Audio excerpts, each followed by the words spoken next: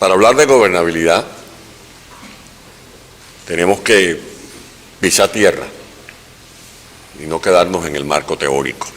Si las instituciones son vulneradas, como viene ocurriendo en varios de nuestros países, y aquí hemos escuchado exposiciones que muestran lo que viene ocurriendo en Venezuela, en Colombia, como lo acaba de decir el doctor Santos, en Nicaragua, en Chile, etcétera.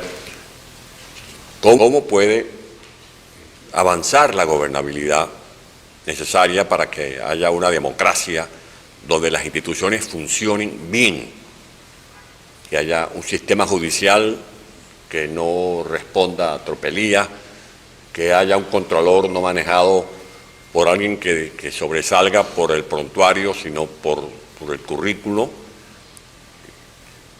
¿Cómo puede haber gobernabilidad si no se respeta ni siquiera la Constitución que se da en los países?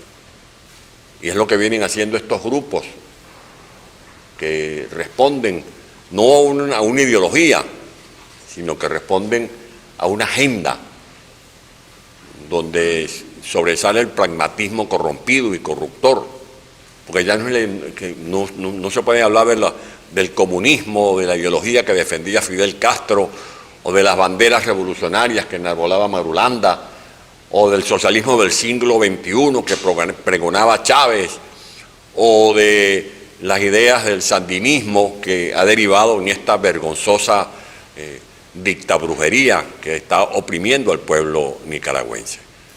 No se respetan, por supuesto, las leyes, no se respeta la Carta Democrática, y por eso vemos que esa desconfianza a la que aquí se han referido muchos de ustedes tiene que ver con la ineficiencia de instituciones como la OEA o como la ONU, donde se habla de defender los derechos humanos y resulta que los sillones de la Comisión de Derechos Humanos están ocupadas por representantes de los hermanos Castro o representantes de quien acaba de provocar una guerra insólita con Ucrania como son los rusos.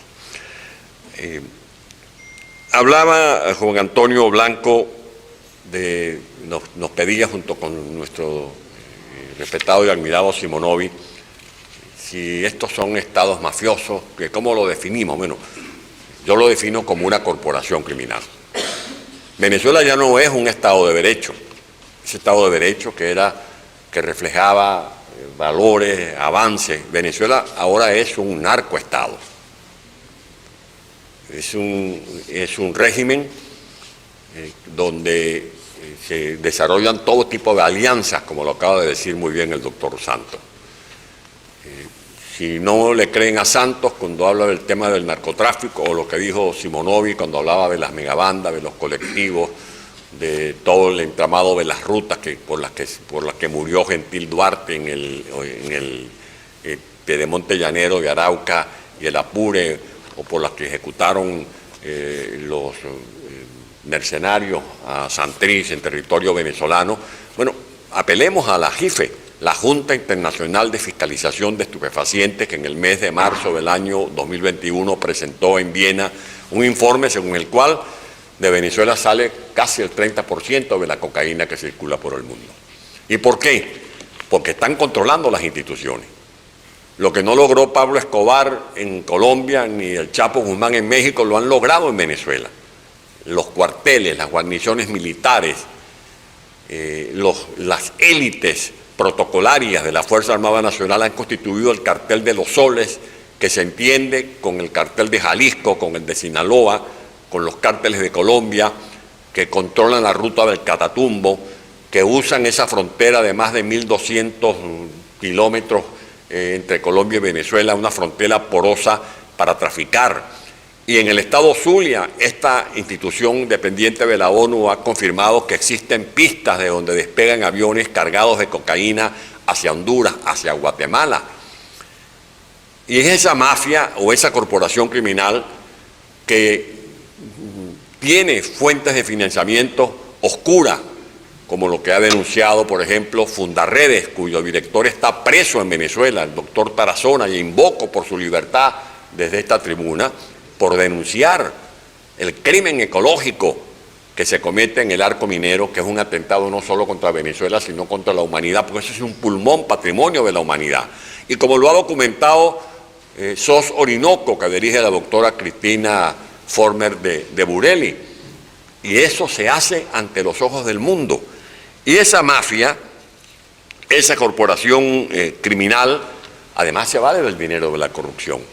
La letrina en que terminó siendo Odebrecht se convirtió en la caja de financiamiento. Y la ventaja que tienen estos factores que propugnan este tipo de regímenes criminales, mafiosos, como lo ha dicho el doctor Carlos Sánchez Benzaín, están en ese trípode diabólico que es mando único. Y por eso cuando el periodista Tim se preguntaba cómo puede ser que Colombia no vaya y vote para condenar las violaciones de la libertad de expresión en Nicaragua, porque ellos responden un mando único. Ahí no se está discutiendo el marxismo, leninismo, ni se está discutiendo los alcances ideológicos del socialismo del siglo XXI, sino que responden a una agenda, que es la agenda del Foro de Sao Paulo. Y tienen financiamiento para apalancar lo que ocurrió en Chile, lo que ocurrió en Colombia, lo que ocurrió en Venezuela. ¿Y cuál es el problema? El efecto cubano. El efecto cubano ha sido nocivo para nuestro continente y por eso hay estos síntomas de ingobernabilidad, por la impunidad, porque se le hace ver al mundo que se pueden cometer crímenes, fusilamientos, negociaciones con el narcotráfico y no pasa nada. La ineficiencia de los organismos internacionales y la falta de un contrapeso para poder frenar el avance de la agenda del Foro de San Pablo o de la agenda de Puebla. Finalmente, decía Tomás Regalado que la información es poder. Eso es relativo. La información es poder cuando se sabe procesar la información. Y finalizo refiriéndome a lo que está pasando en Venezuela, tratando de hacer un campanazo aquí a las autoridades de inteligencia de Estados Unidos. En Venezuela están metidos los representantes de Rusia y de Irán. Se vienen instalando campamentos militares, se vienen haciendo inversiones en bases misilísticas. Irán acaba de recibir de manos del dictador Maduro 1 millón de hectáreas para sembrar hortalizas y trigo. Mentira. Es un paraván para esconder todas las operaciones de formar redes de terroristas que no solo ponen en peligro a Venezuela, sobre todo es a este país. ¿Y por qué hablo de la información? En Estados Unidos saben, por ejemplo, que en el mes de julio del 2011 hubo un debate en el Congreso de Estados Unidos sobre el tema del terrorismo. Hubo una audiencia del Comité de Relaciones Exteriores del Senado en febrero del 2012. Hubo un comité del Congreso sobre Seguridad Nacional el 19 de julio del 2013. Se presentaron informes, como por ejemplo el del Centro Wilson, de todo lo que estaban haciendo desde hace años sobre la incursión en América Latina de estos grupos que tienen que ver con el financiamiento del Estado Islámico, con todo lo que se hace desde Irak o el levante de ISIL. Pues eso está ocurriendo actualmente en Venezuela. Hubo negociaciones de iraníes con Cabin, incluso se sancionó a esa empresa Cabin venezolana. Hubo operaciones con un banco en Bahamas, hubo operaciones con el Banco de Desarrollo Internacional de factura iraní. Y resulta que siguen metidos en Venezuela y lo que se producen son comunicados, resoluciones que son inocuas, inofensivas. Y la libertad de prensa, como lo decía Vanessa Vallejo, existe, tal cual como también lo reforzaba ASA, pero gracias a los medios alternativos. Si en Venezuela no tuviéramos medios alternativos, no pudiéramos ni siquiera dejar de escuchar un silbido de los grupos que están protestando en Venezuela. De allí que yo lo que sugiero es que plataformas como esta se fortalezcan para que los que de verdad creemos en los valores de la democracia y queremos defender los principios de la democracia, tengamos un frente de lucha en el que podamos actuar con la mayor coherencia, enfrentando a estos grupos que promueven estas corporaciones criminales que son las fuentes de ingobernabilidad que se respiran en algunos de nuestros países.